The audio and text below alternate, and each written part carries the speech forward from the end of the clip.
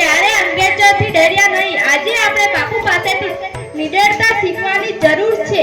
આપણે હંમેશા સાચું બોલવા માટે નિડર બની. ગાંધી બાપુ.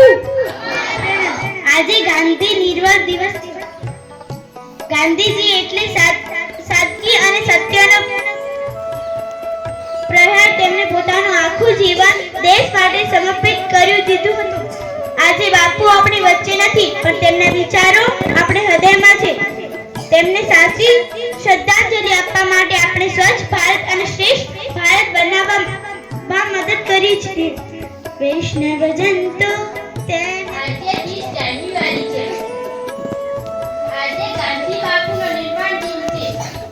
બાપુને આપણે રાષ્ટ્રપિતા કહીએ છીએ. તેમણે આપણે સત્ય અને અહિંસાના પાઠ ભણાવ્યા છે. બાપુને સ્વચ્છતા બહુ ગમતી હતી. તો ચાલો આપણે પણ આપણી આસપાસ સફાઈ રાખીશું. ગાંધી બાપુ ગાંધી બાપુ એ દિવસ છે. મહાત્મા ગાંધીજી કહેતા હતા કે ખરાબ ન જુઓ, ખરાબ ન સાંભળો અને ખરાબ ન બોલો. બાપુએ આપણને લાકડી કે બંદૂક વગર આઝાદી અપાવી છે.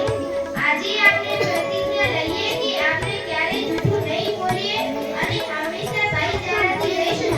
ભારત માતા કી જય. 30 જાન્યુઆરી એટલે બાપુનો સ્મૃતિ દિવસ. બાપુ કહેતા કે બાળકો દેશનું ભવિષ્ય છે. જો આપણે સારા બનીશું તો જ દેશ સારો બનશે. તો ચાલો સાથે મળી આપણે એક પ્રતિજ્ઞા લઈએ કે આપણે કોઈનું દિલ નહીં દુભાવીએ અને મહેનતુ બનીશું. જય હિન્દ. જાન્યુઆરી ગાંધી નિર્વાણ દિન છે. ગાંધીજીએ આખી દુનિયાને શાંતિ અને પ્રેમનો સંકેત આપ્યો હતો.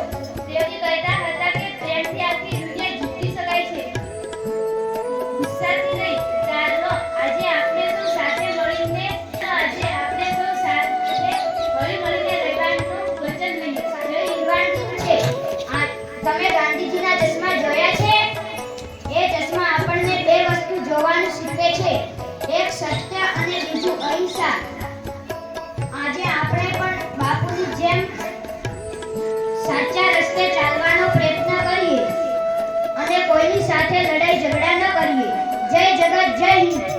સાદગી જેનું ઘરેણું હતું અને સત્ય જેની શાન, જેણે લાકડીના ટેકે ધ્રુજાવી દીધું બ્રિટિશનું અભિમાન.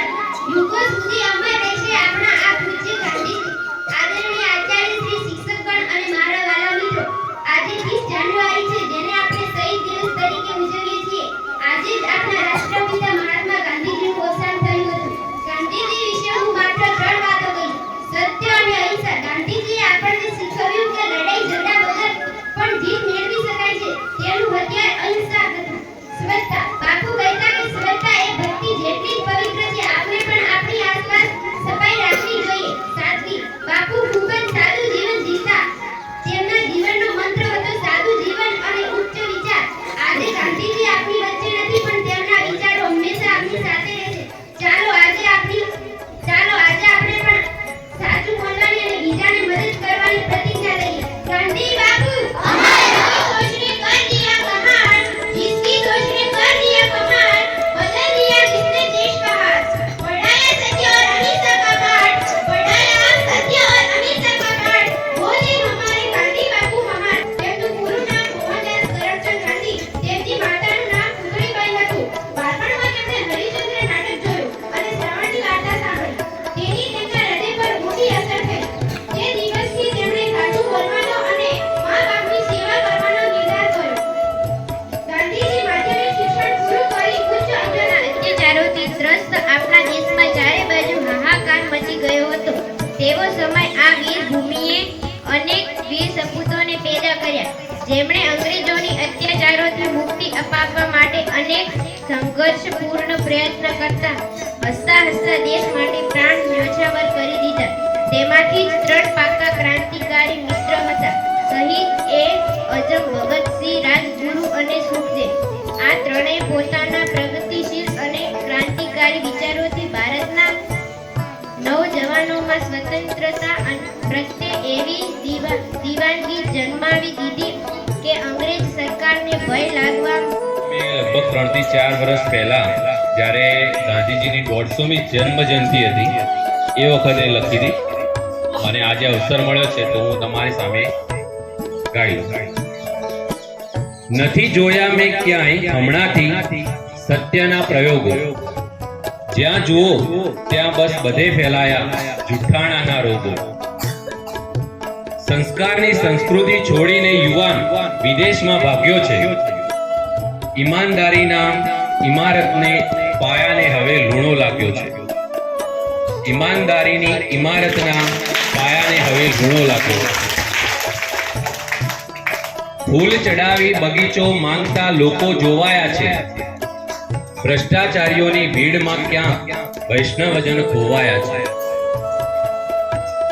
હલેસું પાણીમાંથી કાઢતા જેમ જગ્યા પુરાઈ ગઈ, એમ જ તમારી હસ્તી બાપુ તમારી મોત પાછળ વિસરાઈ ગઈ. નફરત અને ઈર્ષાની આવી તે એવી આંધી, નફરત અને ઈર્ષાની આવી તે એવી આંધી, હું તો બસ એટલું જ માંગુ કે બસ તમે પાછા આવો ગાંધી. જય હિન્દ, જય ભારત.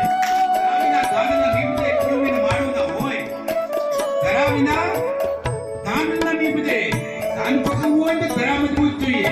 ધરા એટલે જમીન, જે વાવવું છે.